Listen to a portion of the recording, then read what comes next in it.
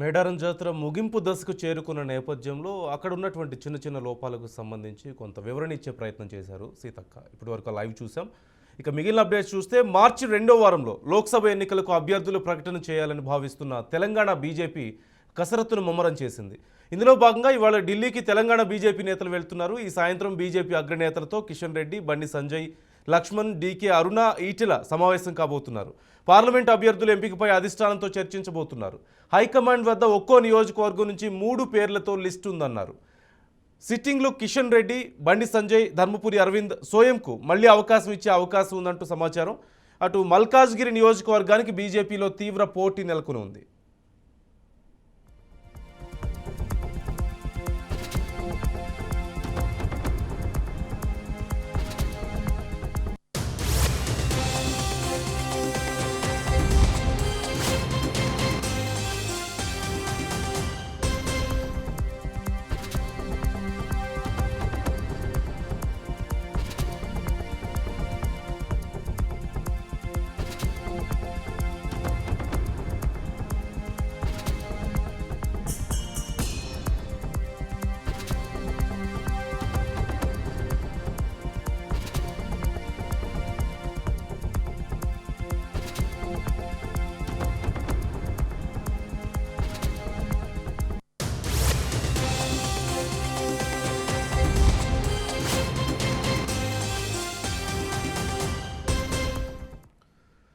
మార్చి 2వ వారంలో లోక్సభ ఎన్నికలకు అభ్యర్థులు ప్రకటన చేయాలని భావిస్తున్న తెలంగాణ బీజేపీ కసరత్తు ముమ్మరం చేసింది.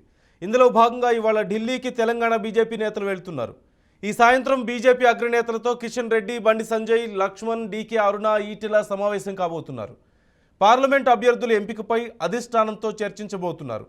హైకమాండ్ వద్ద ఒక్కో నియోజకవర్గం నుంచి 3 పేర్లతో లిస్టును ఉంచనున్నారు. సిట్టింగ్లో కిషన్ రెడ్డి, బండి సంజయ్, ధర్మపురి అరవింద్, సోయంకు మళ్లీ అవకాశం ఇచ్చే ఛాన్స్ కనిపిస్తోంది. అటు మల్కాజ్గిరి నియోజకవర్గానికి బీజేపీలో తీవ్ర పోటీ నెలకొని ఉంది.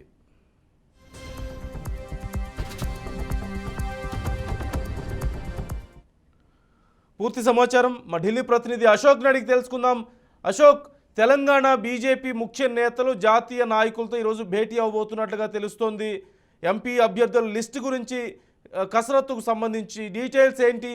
ఎవరెవరికి కన్ఫర్మ్ అయినట్లుగా తెలుస్తోంది? సిట్టింగ్లో అలాగే ఉండబోతున్నారా?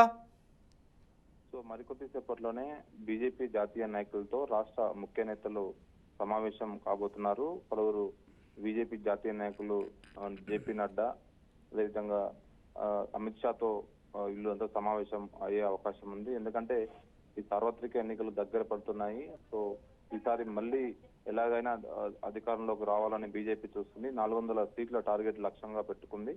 కాబట్టి అందులో భాగంగానే రాష్ట్రంలో ప్రస్తుతం 4 ఎంపీ స్థానాలు ఉన్నాయి. కాబట్టి వాటిని రెట్టింపు చేసుకునేందుకు కాంగ్రెస్ బీజేపీ పార్టీ చూస్తుంది. అందులో భాగంగానే అభ్యర్థులు కసరత్తుపై చర్చ కొనసాగుతుంది. దాదాపు ప్రతి కాన్స్టిట్యున్సీలో 20 నుంచి 30 మంది అభ్యర్థులు పోటీలో ఉన్నారు. కాబట్టి వాటిని వడపోత పోస్తున్నారు. ఎవరిది సరైన క్యాండిడేట్, గెలుపు గుర్రాలు ఎవరున్నారు, సో వాటిపైన ఈ ఈ సమావేశంలో ప్రధానంగా చర్చకు వచ్చే అవకాశం ఉంది. ఇంకా లిస్టు ఖరారు కాలేదు, కానీ వచ్చే వారం ఫస్ట్ వీక్ లో లిస్టు రెడీ అవుతుంది. ఒక మొదటి విడతలో భాగంగా ఒక 8 మంది ఎంపీ సీట్లపై క్లారిటీ వచ్చినట్టు తెలుస్తోంది. ఎక్కడ అయితే ఇబ్బంది లేదు, ఆ సీట్లు ప్రకటించే అవకాశం ఉన్నట్టు తెలుస్తుంది. అది ఈ రోజు ఫైనల్ చేసే అవకాశం ఉంది.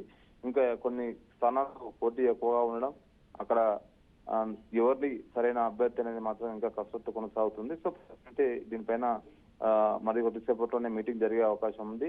సో మొత్తానికి అయితే ఈ తెలంగాణ నుంచి మేజర్ గా ఎక్కువ సీట్లు గెలుపాలనే లక్ష్యంతో బీజేపీ పార్టీ ముందుకెళ్తుంది.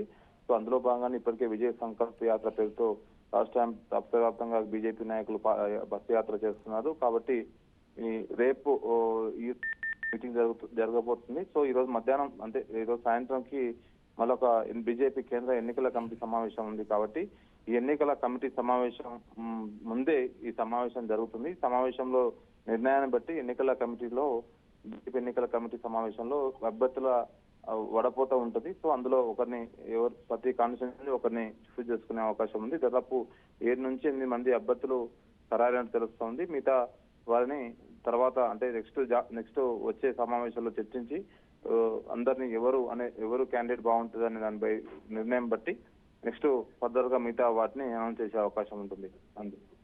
Right, thank you Ashok.